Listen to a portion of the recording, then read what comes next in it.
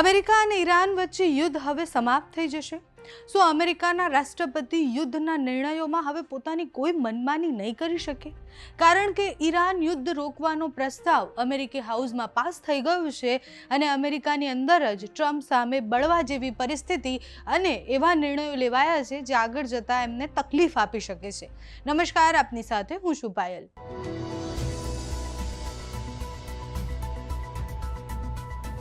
અમેરિકાની રાજનીતિમાં એક મોટો વળાંક આવ્યો છે, જેના કારણે ડોનાલ્ડ ટ્રમ્પની રાજકીય જે સફર છે એમાં ઘણા બધા ઝટકા આવી શકે છે. હાઉસ ઓફ રિપ્રેઝેન્ટેટિવે એક પ્રસ્તાવ જે મૂક્યો હતો એ પ્રસ્તાવ આજે પાસ થઈ ગયો છે. કોંગ્રેસની મંજૂરી વિના ઈરાન સામે સૈન્ય કાર્યવાહી હવે નહીં કરી શકાય.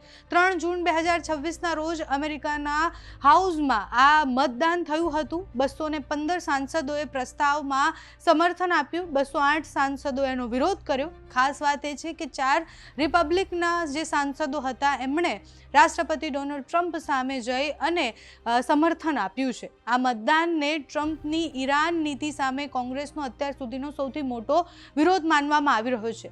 આ પ્રસ્તાવનો મુખ્ય હેતુ શું હતો કે જો અમેરિકા ઈરાન સામે કોઈ નવી સૈન્ય કાર્યવાહી કરવા માંગે છે તો પહેલા કોંગ્રેસની મંજૂરી લેવી પડશે. મંજૂરી વગર યુદ્ધ ચાલુ રાખવું એ બંધારણીય સત્તાને મર્યાદા જે હતી એની બહાર ગણાશે. અમેરિકાના બંધારણ અનુસાર યુદ્ધ જ્યારે જાહેર થાય ત્યારે એ સત્તા માત્ર કોંગ્રેસ પાસે, જ્યારે રાષ્ટ્રપતિ સેનાના સર્વોચ્ચ કમાન્ડ હોય છે. વર્ષોથી અમેરિકામાં આ મુદ્દે ખૂબ ચર્ચા ચાલી, ખૂબ વિરોધ થયા, રાષ્ટ્રપતિઓ ઘણી બધી વાર બદલાયા, પણ સંપૂર્ણ મંજૂરી અત્યાર સુધી નહોતી મળી, જે હવે અમેરિકાના હાઉસમાં પાસ તો થઈ ગયું છે. ઈરાન સાથેના છેલ્લા કેટલાય મહિનાના સંઘર્ષ પછી સાંસદોનું એવું માનવું છે કે યુદ્ધ જો લાંબુ ખેંચાય તો પછી ખર્ચ વધી શકે છે. તેના કારણે વૈશ્વિક બજારમાં ઉથલપાથલ થઈ શકે છે અને અમેરિકન અર્થતંત્ર પર પણ એની સૌથી વધારે અસર થવાની છે.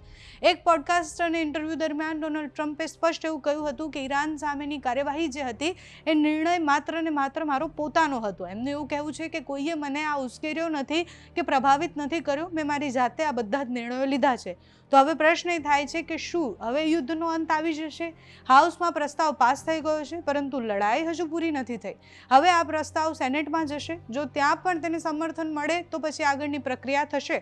પરંતુ વિશ્લેષકો એવું માને છે કે આ રીતે ટ્રમ્પ ચૂપ નહીં બેસે. ટ્રમ્પ જે છે એ પગલાં પોતાના વિરોધ જેટલા પણ ચાલ્યા છે એની સામે વીટોનો રસ્તો પણ અપનાવી શકે છે. એટલે હાલનો નિર્ણય એ પ્રતિકારત્વ પ્રમાણે રાજકીય સંદેશ જરૂર છે. કોંગ્રેસ હવે રાષ્ટ્રપતિની યુદ્ધ સત્તાઓને ખુલ્લેઆમ પડકાર તો ફેંકી રહી છે.